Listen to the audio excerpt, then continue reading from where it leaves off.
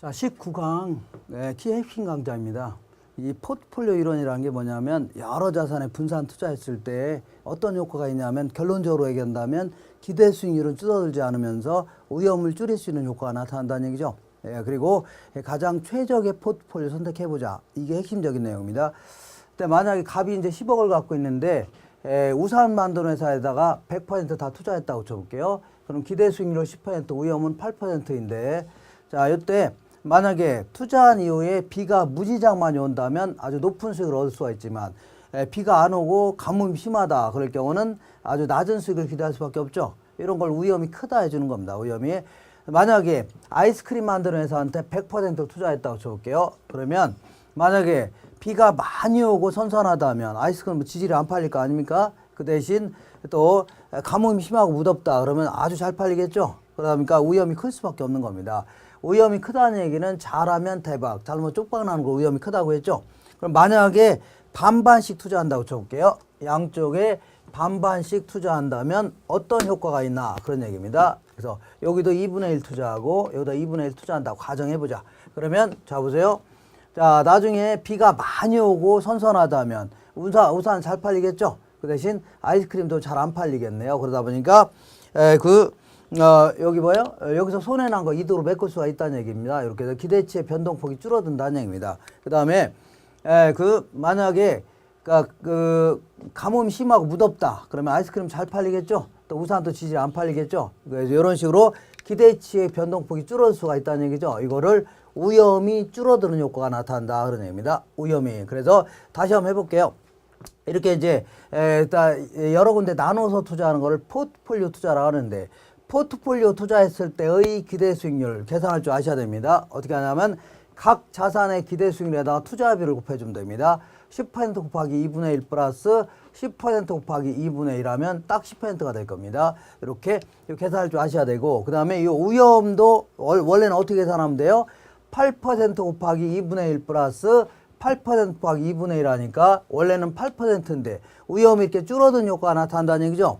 왜 이렇게 줄어드냐면 이렇게 분산 투자하니까 한쪽에서 손해난 거 이득을 메꿀 수 있다는 얘기죠. 여기서 매우 중요한 거는 포트폴리오 구성한다 하더라도 기대 수익률이 줄어든 게 아닙니다. 줄어든 게 아니라 위험이 줄어든 효과가 나타납니다. 줄어드는데 이때 무슨 위험이 줄어드냐 그런 얘기죠. 이때 이제 신림동에다가 세 군데 나눠 투자했다. 저기 고시원을 그러면 만약에 그 공무원을 대폭 축소하기로 했다든가 확대하기로 했다 그러면 셋 다 올라가거나 내려갈 겁니다. 아니면 사법시험을 부활하기로 했다 그러면 셋 다 올라갈 수 있죠. 이런 식으로 모든 부동산에 공히 영향을 미치는 위험을 뭐라고요?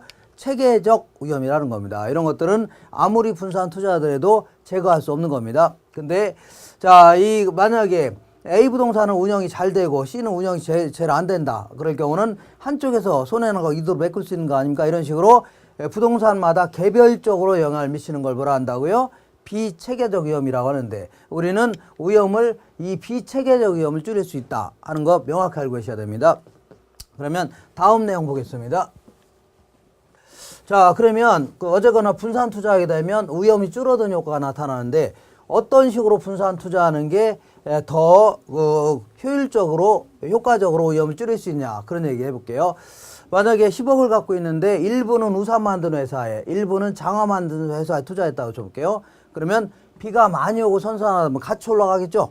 비가 별로 안 오고 선선하다면 같이 떨어질 겁니다. 같이 움직이네요. 그러니까 같이 움직일 경우는 분산 효과는 작을 수밖에 없습니다. 같이 내려갈 때 같이 내려가고 올라갈 때 같이 올라가고 이제 그래서 이런 것들은 같이 움직인다는 얘기는 상관계수가 이제 어떻게 같이 움직이는 정도를 상관계수라는 겁니다. 상관계수가 크다 해줍니다. 그래서 상관계수가 클수록 분산 효과는 작을 수밖에 없습니다. 근데 장화하고 아이스크림 같은 경우는 자꾸 비가 많이 오고 선선하다면 장화는 잘 팔리는데 아이스크림도 잘 안 팔릴 수 있죠. 이렇게 반대로 자꾸 움직이려고 하겠네요. 반대로 움직인다는 얘기는 상관이 별로 없다는 얘기죠. 같이 친하지가 않다는 얘기죠. 그러니까 상관계수가 작다 해줍니다. 이런 경우에 오히려 분산 효과는 커지는 겁니다. 그래서 상관계수를 로우라는 용어를 쓰는데 보통 1일 때가 가장 크고 마이너스 1일 때가 가장 작습니다. 그러니까 1일 때는 만약에 이 우산 만드는 회사하고 장화 만드는 회사의 상관계수 1이라는 얘기는 정확히 같이 움직인다는 얘기입니다. 정확히. 그러니까 우산이 10% 올라갔대. 얘도 똑같이 10%가 올라간다는 얘기죠. 그러니까 분산 효과는 전혀 없다는 얘기죠. 비체계적 위험을 전혀 줄일 수 없다는 얘기입니다. 근데 마이너스 1이라는 얘기는 얘와 얘가 마이너스 1이라는 얘기는 정확히 반대로 움직인다는 얘기입니다. 장화가 10% 올라갈 때 얘는요 10% 그대로 하락한다는 얘기죠. 그러니까 정확히 반대로 움직이니까 때로는 비체계적 위험을 100% 줄일 수 있다. 그런 얘기입니다. 자, 다음 내용을 확인해 보겠습니다. 자, 그러면 시장에는 수많은 포트폴리오 구성할 수가 있겠죠. 투자 비율을 달리하고 그 다음에 또 뭐를요? 그 투자 그 항목을 달리하면서 수많은 포트폴리오에 점을 찍어볼 수 있다는 얘기죠. 이렇게. 그러면 이 중에서 자, 이 사람들은 위험 회피형 투자자를 가정했을 때 전부 다 요 선 내에서 투자하려고 합니다. 왜냐하면 이 선 내에도 수많은 포트폴리오들이 있는데 어쨌거나 전부 다 위험이 똑같죠. 같은데 얘보다 얘가 기대치가 높고 얘보다 얘가 높으니까 다 요걸 선택하려고 한다는 얘기입니다. 그러니까 모든 투자자들이 위험 회피형 투자자라면 결국은 효율적 전선 내에 있는 포트폴리오 선택하려고 합니다. 근데 상대적으로 어떤 사람은 그 위험이 좀 작고 기대치가 낮은 놈을 좋아하는 사람이 있는가 하면 어떤 사람은요 위험이 크고 기대치가 높은 놈을 선택한다는 얘기죠. 그거는 그 사람마다 같은 위험 회피형 투자자라도 상대적으로 보수적인 투자자이고 상대적으로 공격적인 투자자가 있다는 얘기입니다. 그래서 보수적인 투자자는 이 무차별 곡선이 이렇게 상당히 급한 형태로 그려집니다.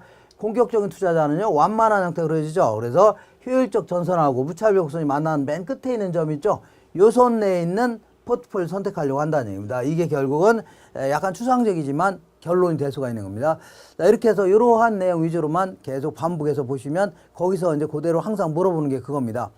이상입니다.